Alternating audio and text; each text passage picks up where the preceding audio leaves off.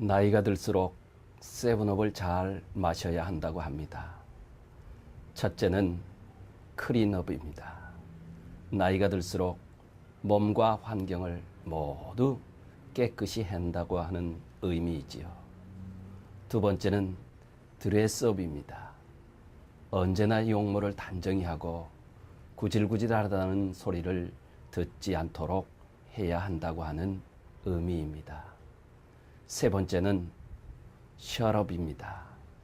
말하기보다는 듣기를 많이 하라는 주문입니다. 네 번째는 쇼업입니다.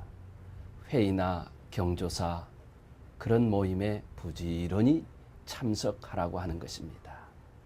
다섯째는 치어업입니다. 언제나 밝고 유쾌한 분위기를 유지하는 것이 좋다고 하는 것입니다. 여섯째는 페이업입니다. 모든 일에 어떤 일이든지 먼저 자기 몫을 다하라고 하는 것입니다. 일곱째는 기브업입니다. 포기할 것은 과감하게 포기하라고 하는 가장 중요한 의미입니다. 신앙도 마찬가지입니다. 신앙의 수준을 업할 때에 하나님과 사람으로부터 대가가 달라지는 것입니다. 아브라함의 믿음은 드리는 믿음이었습니다. 가장 좋은 것을 아낌없이 머뭇거림 없이 하나님께 드리는 예배자였습니다. 100세에 낳은 아들을 이삭을 아낌없이 머뭇거림 없이 드리는 믿음. 가장 좋은 것을 가장 아끼는 것을 드리는 믿음이 아브라함의 믿음이었습니다. 아브라함의 믿음은 순종의 믿음이었습니다. 그렇습니다. 성경의 순종이 제사보다 낫다고 했습니다. 아브라함의 믿음은 바랄 수 없는 중에 바라는 믿음이었습니다. 다시 말하면 우리의 상식을 뛰어넘는 믿음을 아브라함은 가졌던 것입니다.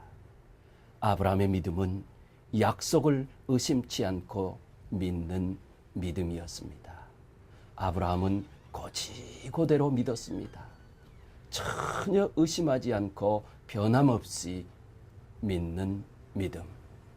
아브라함의 믿음은 부활의 믿음이었습니다. 히브리서 11장 19절 말씀을 보시지요. 저가 하나님이 능히 죽은 자 가운데서 다시 살리실 줄로 생각한지라. 아브라함은 하나님은 죽은 자를 살리시는 하나님으로 믿었던 것입니다.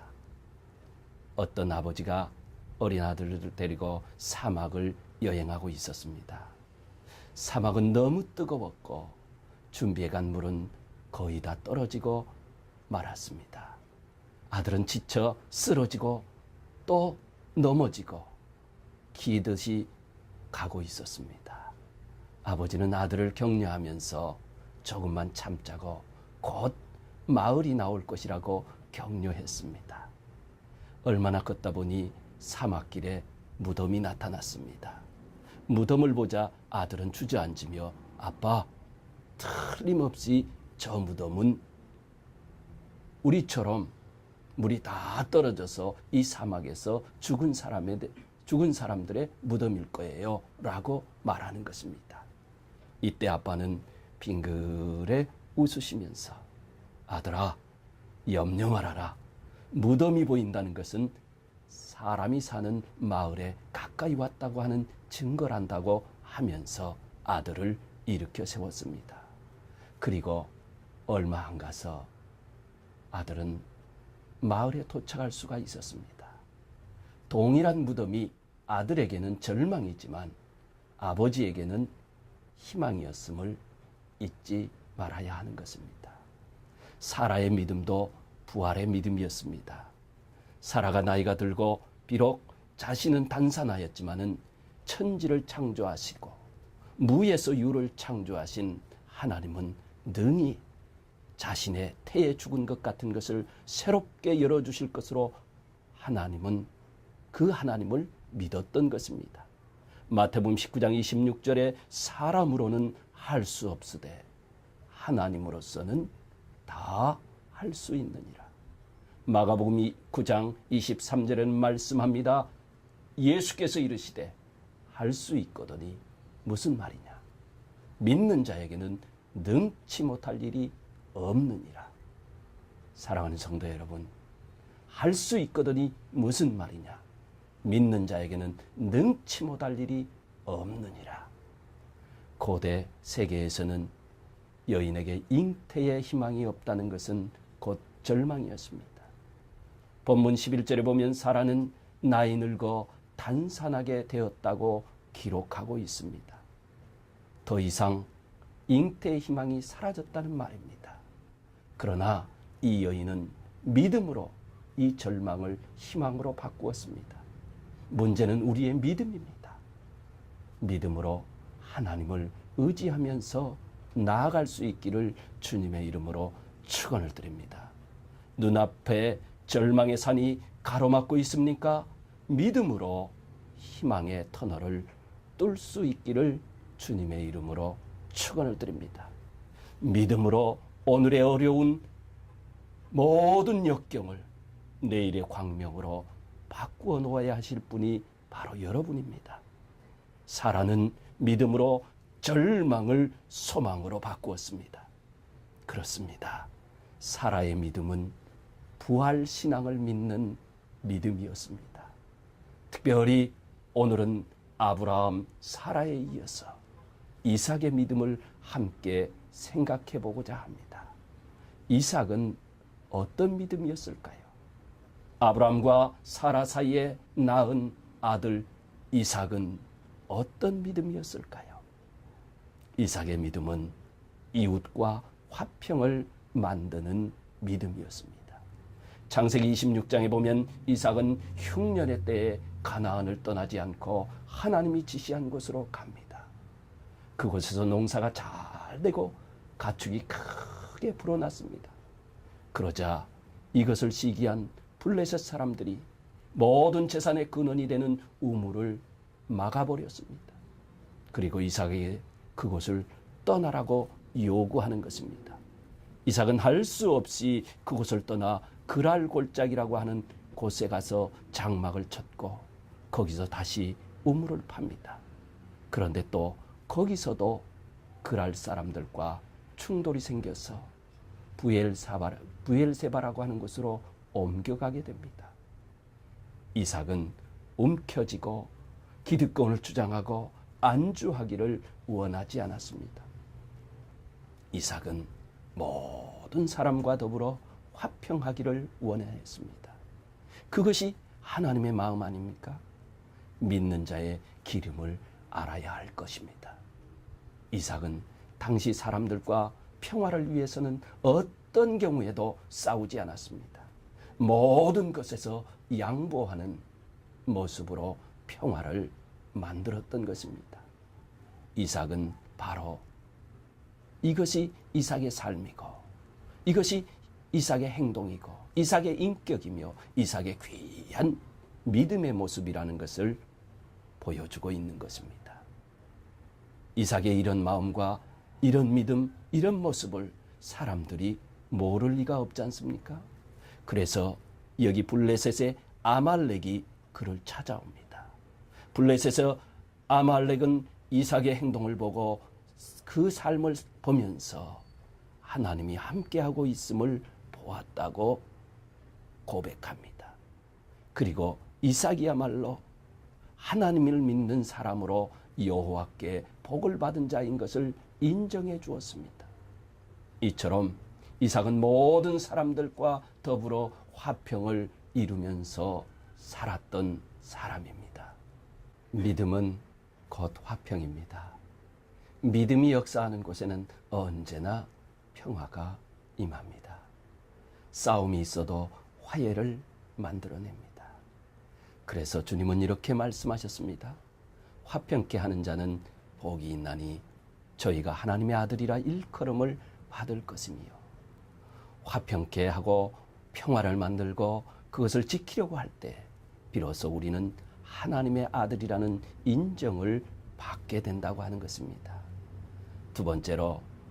이삭의 믿음은 축복의 능력을 아는 믿음이었습니다. 창세기 27장 4절에 이삭은 이렇게 말합니다. 나로 죽기 전에 마음껏 내게 축복하게 하라. 이삭의 마음과 삶의 중심에는 항상 축복하는 모습이 담겨 있었습니다. 그는 축복이 무엇인가를 아는 사람이었고 그는 축복의 능력이 있음을 믿는 믿음의 사람이었습니다. 시브리서 11장에 그의 믿음을 성경은 이렇게 강조하고 있습니다. 믿음으로 이삭은 장차 오는 일에 대하여 야곱과 에서에게 축복하였으며, 이삭의 기록이 많음에도 불구하고 성경은 그가 자녀에게 축복한 것을 중요한 사건으로 강조하고 있습니다. 이것이 이삭의 믿음입니다. 하나님은 우리 입술에 축복과 저주의 능력을 주셨습니다. 그래서 우리는 입을 열어서 축복의 말, 좋은 말, 격려의 말, 위로의 말, 힘을 주는 희망의 말을 해야 할 줄 믿습니다. 이삭의 믿음은 대를 이어가는 믿음이었습니다. 성경에 나타난 이삭의 이야기는 그의 단순한 생애만을 보여주는 것으로 그치지 않습니다. 많은 부분에서 이삭을 중심으로 그의 아버지 아브라함과 아들 야곱과 연관이 있는 것으로 소개하고 있습니다. 아브라함의 이야기가 이삭과 연관이 있고 이삭의 사건과 야곱에게로 요셉에게로 이어지는 것을 볼 수 있습니다. 창세기 26장 25절에서 말씀하시지요. 이삭이 그곳에 제단을 쌓고 여호와의 이름을 부르며 거기 장막을 쳤더니 이삭의 종들이 거기서도 우물을 팠더라. 이삭은 아버지 아브라함처럼 갈 바를 알지 못하고 갈대아 우르와 하란을 떠나는 결단을 아브라함이 했지 않습니까? 그리고 결국에는 가나안에 도착했을 때에 그는 장막을 치고 하나님께 단을 쌓습니다. 이삭은 아버지처럼 언제나 하나님 앞에 단을 쌓는 그런 대를 잇는 믿음의 모습을 보여주었습니다. 그리고 그 단에 엎드려 간절히 기도합니다.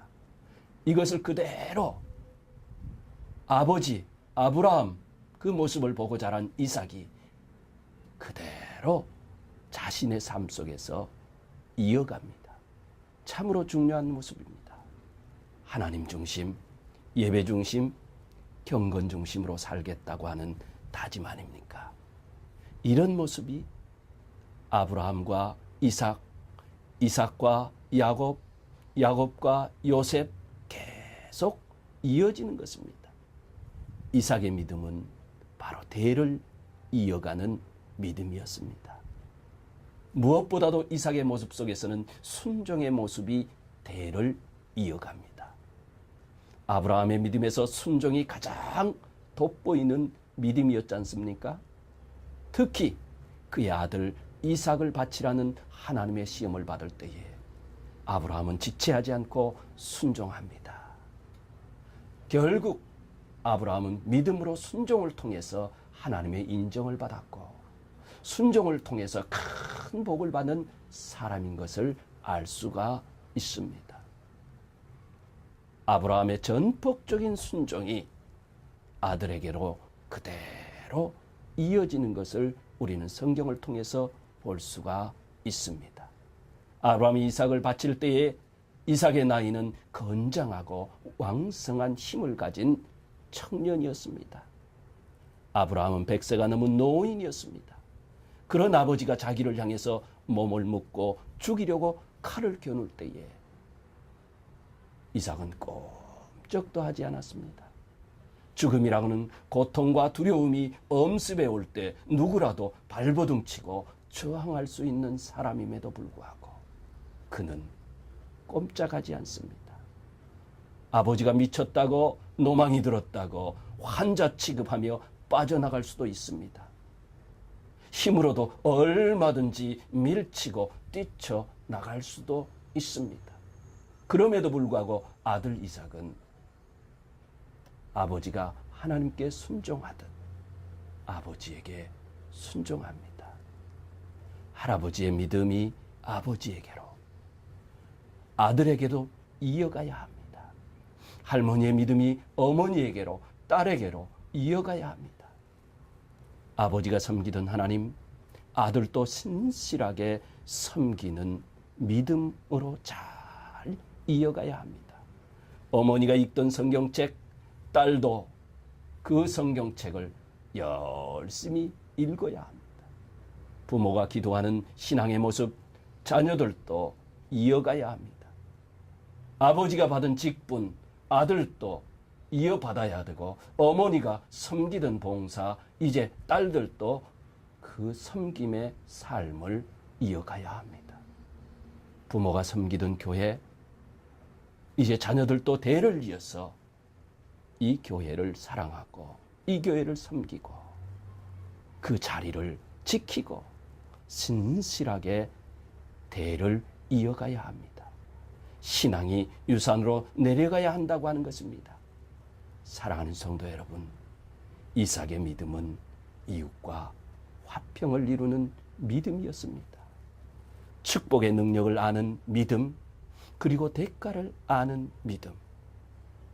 이 귀한 믿음, 마음판에 깊이 새기고 오직 믿음으로 살고 믿음으로 나아가실 수 있기를 주님의 이름으로 축원을 드립니다.